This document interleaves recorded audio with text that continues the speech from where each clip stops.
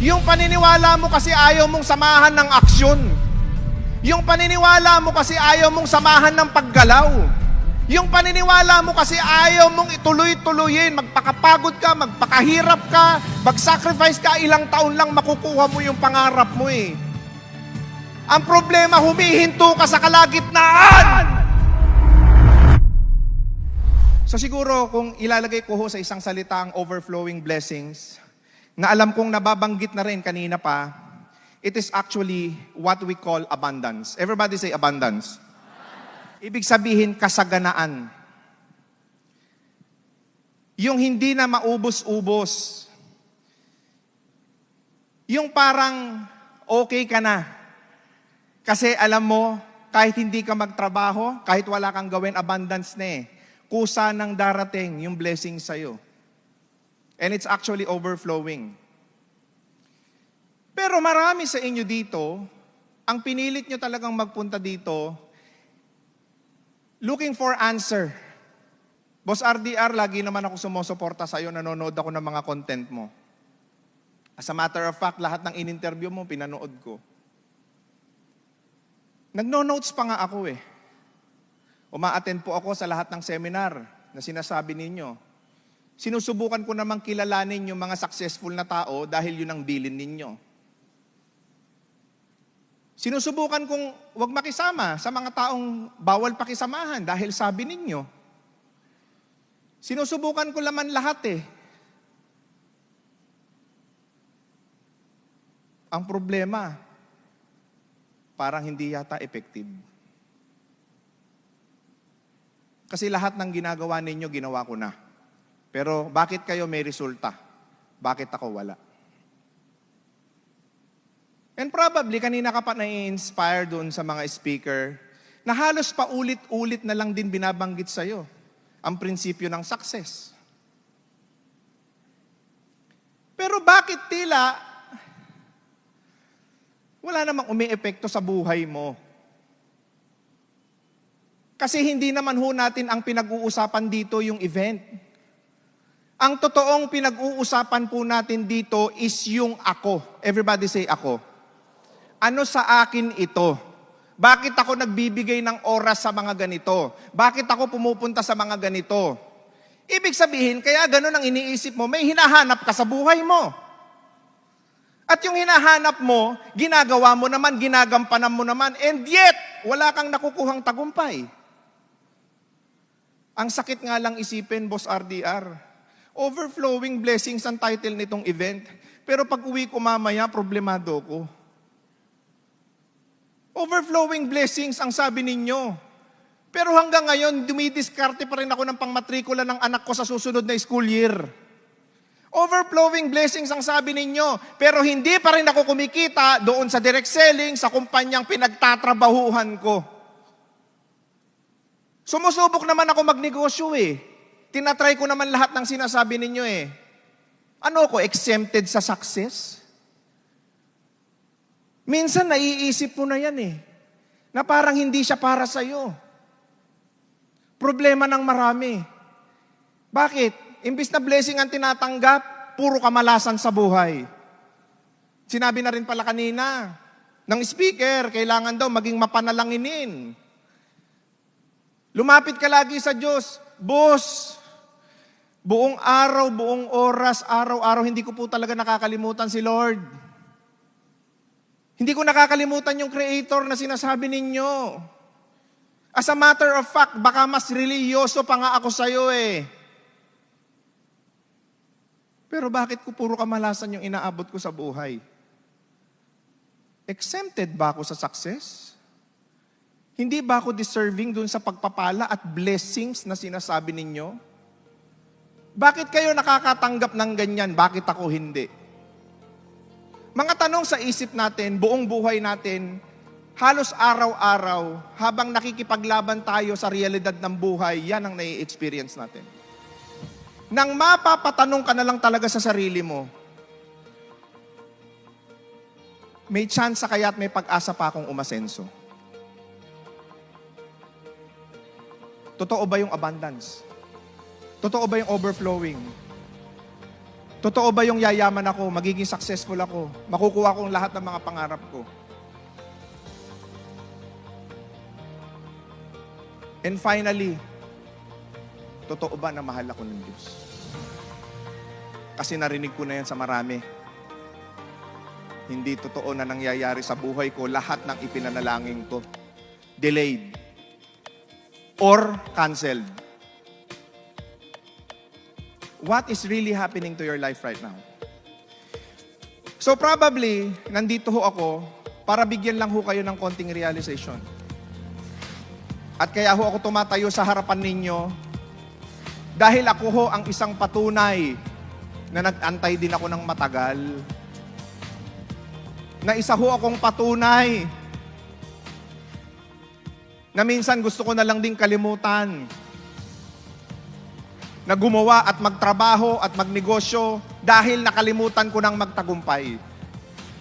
Ako ho na nakatayo sa inyo dito ang isang patunay na kagaya ng iniisip mo ngayon, imposible din sa akin makuha yung mga pangarap ko. Pero eto ho ang naging epektibo sa akin na maaaring maging epektibo sa bawat isa sa inyo na nandito. Itatatak nyo lahat sa puso nyo ang sasabihin ko sa inyo. Number 1, makinig maigi. Gusto mo ng kasaganaan, yes or no? Ang problema, pag sagot pa lang, ang hina na eh. Gusto mo ng kasaganaan, yes or no? Unang kailangan mong gawin. Unang-una, maniwala. Boss RDR, kabaliktaran nung minimithi ko sa buhay ang inaabot ko. Kaya wag mong sasabihin sa akin na dapat pa akong maniwala. Yun ang totoo. Yun ang sinasabi mo ngayon sa puso mo. Ang tagal ko na oh. Nangangarap, wala naman ako nakukuha eh. Bakit maniniwala pa ako? Simple lang ho. Yung paniniwala mo kasi kaya hindi nagkakatotoo. Tanong mo sa akin, bakit? Tanong mo, bakit? Kasi naniniwala ka na lang din, hindi ka pa maniwala ng 100%, puro ka duda. Ibibigay mo na lang din, hindi mo pa ibigay ng buong lakas at buong pagsusumikap, naghahanap buhay ka na lang din, galingan mo na. Yung paniniwala mo kasi ayaw mong samahan ng aksyon. Yung paniniwala mo kasi ayaw mong samahan ng paggalaw. Yung paniniwala mo kasi ayaw mong ituloy-tuloyin, magpakapagod ka, magpakahirap ka, mag-sacrifice ka, ilang taon lang makukuha mo yung pangarap mo eh. Ang problema, humihinto ka sa kalagitnaan. Tapos papasok sa isip mo yung sinabi nung speaker kanina, negative mindset. Wala na. Back to square one ka na lang ulit. Bakit? Yung magbibigay ng pagpapala sa'yo, ito pala gusto mo, okay, on the way na. Okay, ibibigay ko na. Ano nangyayari? On the way na. Ibibigay na. Nag-change ng mindset. Naging negatibo sa buhay. Hindi naman yata totoo. Hindi naman yata totoo, pangarap nagkakatotoo eh.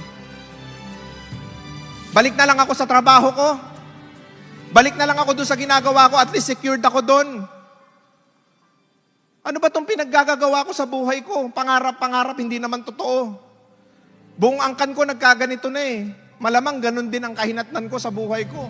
O tignan mo na, nangarap ka na lang din, dinagdagan mo pa ng isa, duda. Paano mo makukuha yung mga pangarap mo na minimithi mo sa buhay mo, puro ka duda? Dire-diretsuhin mo lang.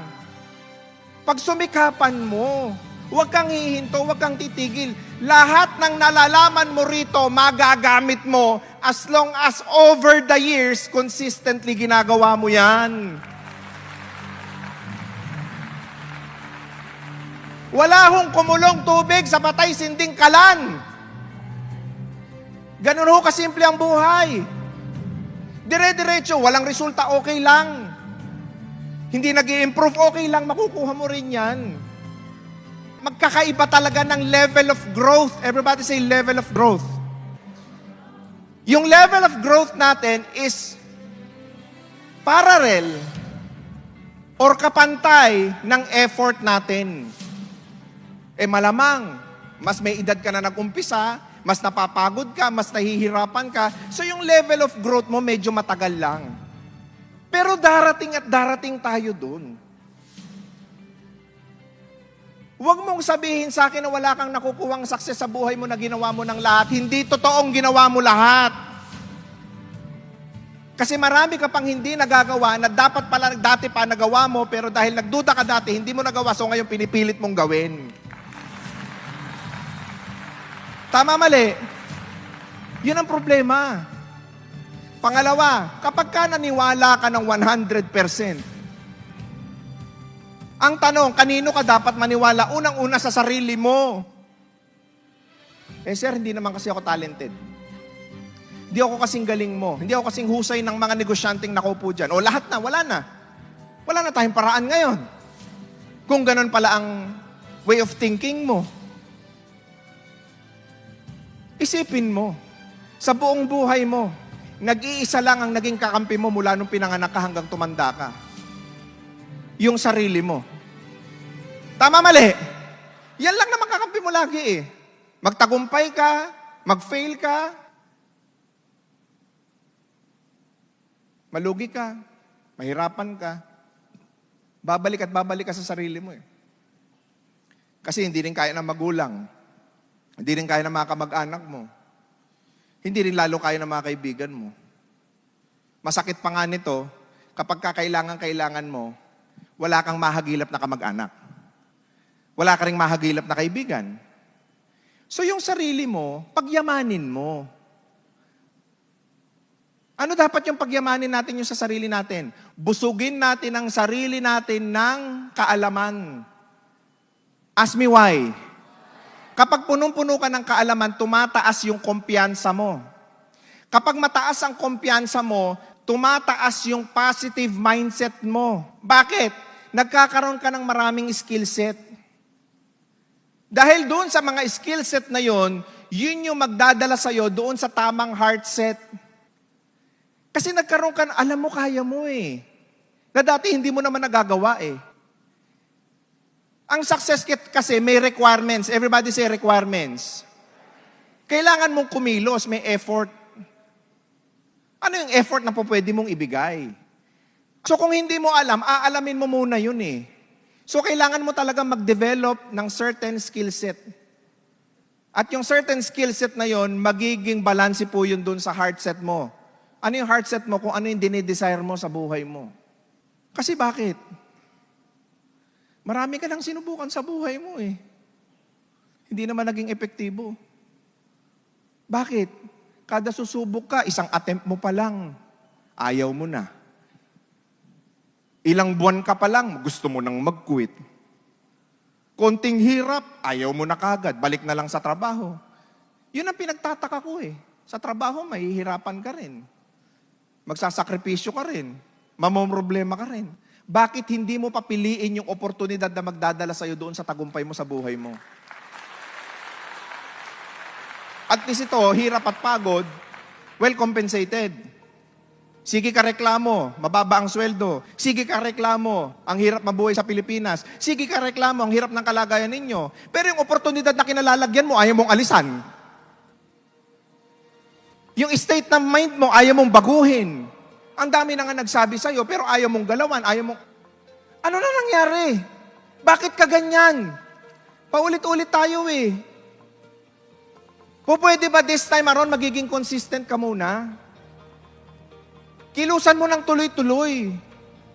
Kagaya ng sinabi ko, walang kumulong tubig sa patay sinding kalan. Kahit napakahina ng apoy, maniwala ka sa akin, may kukulo dyan.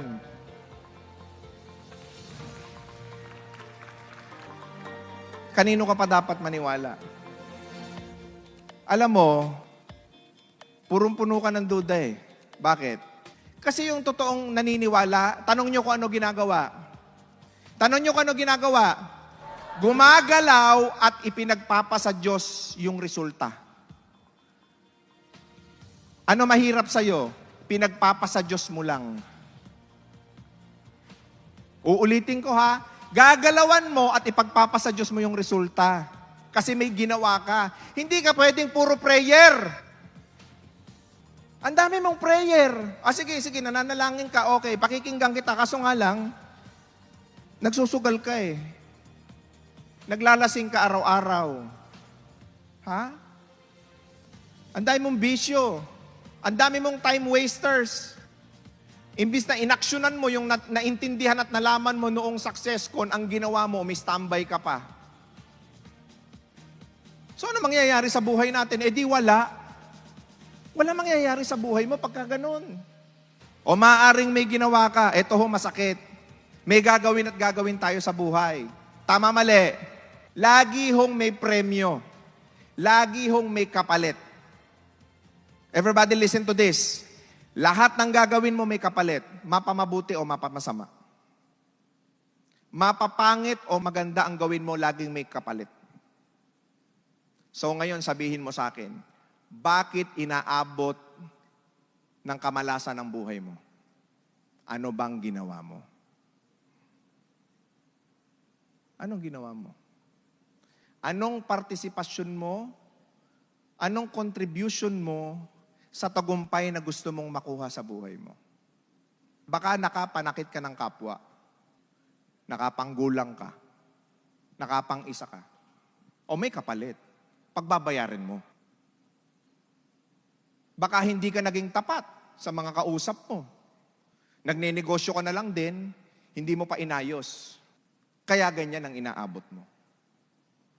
Bakit naman yung kapitbahay ko? Bakit naman yung ganito? Ang dami din nila mga ginagawa sa buhay nila. Pero bakit sila? Tuloy-tuloy. Nakakapagpatayo ng bahay, nakakabili ng sasakyan. Kilala ko yun, hindi naman talaga mabuting tao yun eh.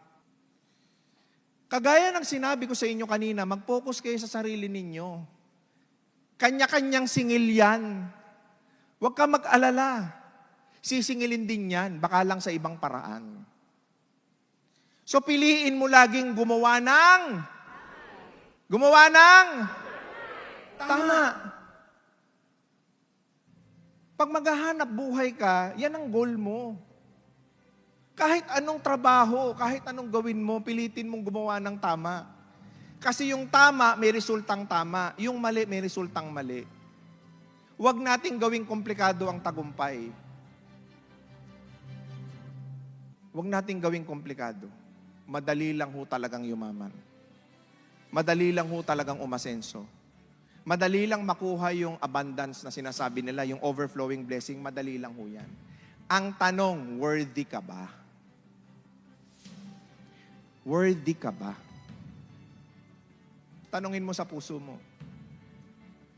Lahat ng natutunan ko ngayong araw na to, lahat ng babaunin kong kaalaman, total, nagbigay ka na lang din ng oras, lubos-lubusin na natin para totoong mabago buhay natin. Ano punto ko? Mamaya pag uwi mo, mag-assess ka. I-assess mo yung sarili mo. And once you assess, number 2A is acknowledge it. Totoo yung sinabi ni Boss RDR, may pagkakamali ako, pero magbabago ko. Totoo yung sinabi ni Boss RDR, nakapangutang ako pero hindi ako nagbayad. Pipilitin kong makapagbayad.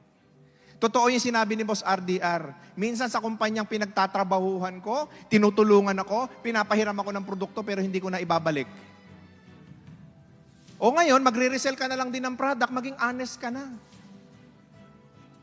Gagawa ka na lang din ng hanap buhay. Totoo, gawin mo ng tapat. Ganon din naman eh. Mahihirapan ka rin. Magsasakripisyo ka rin. Hindi baling nahirapan ka at nagsakripisyo ka pero alam mo yung ginawa mo, tama. Kasi kahit anong prinsipyo ng tagumpay, hindi talaga tatalab sa'yo. Kasi iba ang laman ng puso mo versus dun sa resultang gusto mong makuha. Iniaakma ho yan. Ito ngayon yung tanong ko sa inyo. Base sa lahat ng napakinggan nyo, ang tanong ko sa inyo, bagay ba sa inyo yung tagumpay na minimiti nyo? Suitable ba kayo doon? Na yung tipong alam mo pag tinanggap mo buong puso, masasabi mo, salamat at blessings ito. Because today is overflowing blessings. Huwag sana natin piliin yung curse o yung sumpa. na maaaring anihin mo, panandalian, pero may kapalit. Baka tamaan ka sa health. Baka tamaan ka sa ibang aspeto ng buhay. Baka sa pamilya or whatever. Ito ho ang pakiusap ko sa inyong lahat. Ayoko hong maging pinakamabuting tao dito dahil may kasalanan din ho ako. Ayoko hong sabihin sa inyo na ako ay tapat. Hindi, nagkakamali din ako sa buhay ko. Marami rin akong pagkukulang sa mga taong naniwala sa akin dati. Pero ito ang sigurado ko. Tanong nyo kung ano. Tanong nyo kung ano. Pag nagbagong buhay ka, totohanin mo.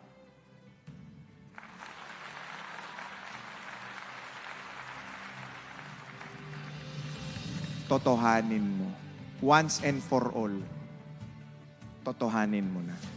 Lahat ng mga minimithi mo sa buhay, mga tagumpay, mararangyang buhay, magandang bahay, maalwa na buhay, nakakapagbakasyon kayo all over the world. Lahat po yan yung buhay na inilaan sa inyo. Nakalaan sa inyo yan. From this day, moving forward, dadaan ang mamaya, dadaan ang bukas. Siguraduhin ninyong this time around, kukunin nyo yung mga pangarap na minimithi nyo sa buhay nyo. Maraming salamat po.